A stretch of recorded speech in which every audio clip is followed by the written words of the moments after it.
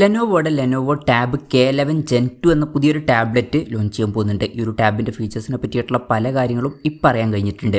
എന്തായാലും ഈ ഒരു വീഡിയോയിൽ നമ്മൾ നോക്കാൻ പോകുന്നത് ലെനോവോ ടാബ് K11 Gen 2 എന്നുള്ള ടാബിനെ പറ്റിയിട്ടാണ്.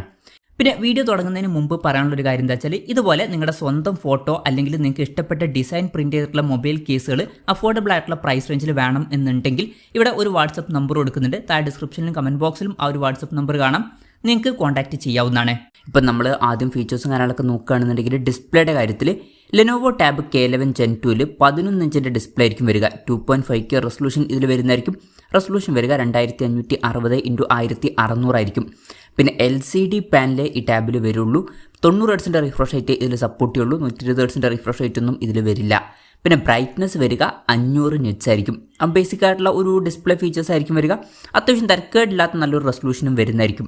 പിന്നെ ഈ ഒരു ടാബിൽ മെറ്റൽ ബോഡി ആയിരിക്കും വരിക. IP52 റേറ്റിംഗ് സപ്പോർട്ട് ചെയ്യുന്നതായിരിക്കും. ടാബിൻ്റെ വെയിറ്റ് വരിക ഏകദേശം 480 ഗ്രാം ആയിരിക്കും. തിക്നെസ് വരിക 6.99 mm ആയിരിക്കും. പിന്നെ ഈ ഒരു ടാബിൽ സ്റ്റൈലസ് പെന്നിനൊക്കെ സപ്പോർട്ട് ചെയ്യുന്നതായിരിക്കും. പിന്നെ ടാബിൻ്റെ ലൂണ ഗ്രേ അതുപോലെ തന്നെ പോളാർ ബ്ലൂ എന്നീ കളർ വേരിയൻസ് ആയിരിക്കും ലോഞ്ച് ചെയ്യുക. ഇനി പ്രോസസ്സറിൻ്റെ കാര്യം പറയുകയാണെന്നുണ്ടെങ്കിൽ MediaTek Dimensity 6300 എന്ന പ്രോസസ്സറായിരിക്കും ഈ ഒരു ടാബിൽ വരിക.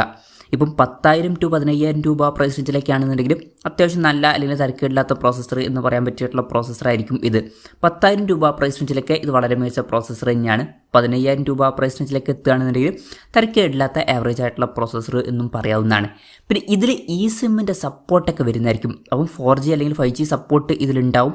പിന്നെ ഈ ഒരു ടാബിന് 4GB റാം വെർഷനും 8GB റാം വെർഷനും വരുന്നതായിരിക്കും.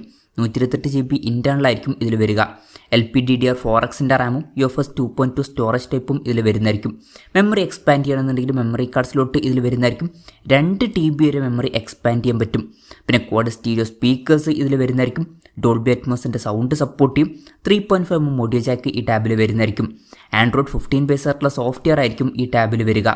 ക്യാമറയുടെ കാര്യം പറയുകയാണെന്നുണ്ടെങ്കിൽ ടാബിൻ്റെ പിന്നിൽ 13 MP ഒരു ക്യാമറ സെൻസർ ആയിരിക്കും വരിക. സിംഗിൾ ക്യാമറ ആയിരിക്കും ഇതിൽ വരിക. പിന്നെ ഫ്രണ്ടിൽ 8 MP സെൽഫി ക്യാമറയും വരുന്നതായിരിക്കും. ബാറ്ററിയുടെ കാര്യത്തിൽ 7040 mAh ബാറ്ററി ഇതിൽ വരും. 20 വാട്ടിൻ്റെ ഫാസ്റ്റ് ചാർജ് സപ്പോർട്ടായിരിക്കും വരിക. Type-C ചാർജിംഗ് പോർട്ടും ഇതിൽ വരുന്നതായിരിക്കും. വളരെ മികച്ചൊരു ബാറ്ററി സെറ്റപ്പ് ഒന്നും വന്നോളണം എന്നില്ല. തരക്കേടില്ലാത്തൊരു ബാറ്ററി കപ്പാസിറ്റിയും തരക്കേടില്ലാത്തൊരു ചാർജിങ് സ്പീഡും ആയിരിക്കും ഇതിൽ വരിക. അപ്പം ഇതൊക്കെയാണ് മൊത്തത്തിൽ ഫീച്ചേഴ്സിനെ പറ്റി പറയാനുള്ള കാര്യങ്ങൾ. ഇനി ലോഞ്ച് ഡേറ്റിൻ്റെ കാര്യം പറയുകയാണെന്നുണ്ടെങ്കിൽ അതിനെ പറ്റിയിട്ടുള്ള കാര്യങ്ങളൊന്നും ഇപ്പം പറയാൻ കഴിഞ്ഞിട്ടില്ല. ലോഞ്ച് ഡേറ്റിനെ പറ്റിയിട്ടുള്ള കൂടുതൽ ന്യൂസുകളൊക്കെ വരുമ്പോൾ അതിനെ പറ്റിയിട്ടുള്ള വീഡിയോസൊക്കെ നമ്മൾ ചെയ്യുന്നതായിരിക്കും.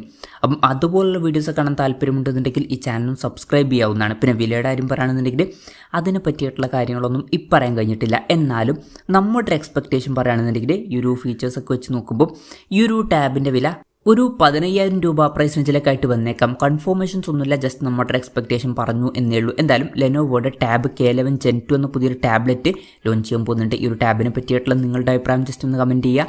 അതുപോലെ തന്നെ ഈ ഒരു ടാബ് ഇന്ത്യൻ മാർക്കറ്റിൽ ലോഞ്ച് ചെയ്യുകയാണെന്നുണ്ടെങ്കിൽ നിങ്ങൾ ഏത് പ്രൈസിങ്ങിലാണ് എക്സ്പെക്റ്റ് ചെയ്യുന്നത് എന്നുള്ള കാര്യം കൂടി ജസ്റ്റ് ഒന്ന് കമൻറ്റ് ചെയ്യുക.